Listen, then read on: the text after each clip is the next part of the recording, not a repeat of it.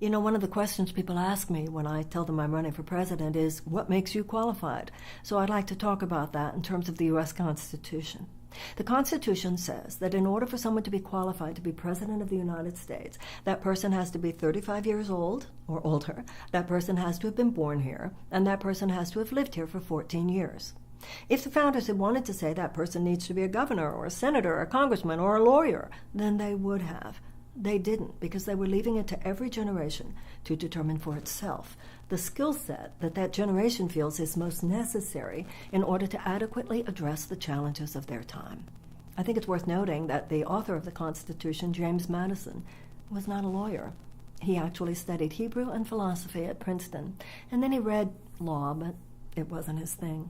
We have this myth of the political expert, and political experts there are, and I have great respect for them. But at the same time, what we think of these days as a qualified political expert, these people are who took us into Vietnam. The qualified political experts are those who took us into Iraq. The qualified political experts created the greatest income inequality since 1929. These qualified political experts have taken us to a point where the environmental peril in our experience today actually threatens the survivability of the human race 50 years from now. There are different sets of qualifications. I think we need more than someone who's just qualified because they understand how Washington works. We need someone today who understands how we work. We don't just need political car mechanics because the car has been driven into the ditch. We need someone who is driving this car, who had a sense of what road we were on that got us here and what road we need to get on in order to get us out of the ditch and to move forward.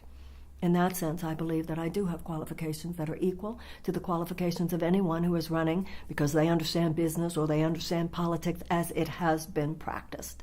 I believe that in many ways, the political mindset that is a carryover from the 20th century is almost a detriment to the kind of expanded thinking that I feel is much more aligned with the possibilities as well as the perils of the 21st century.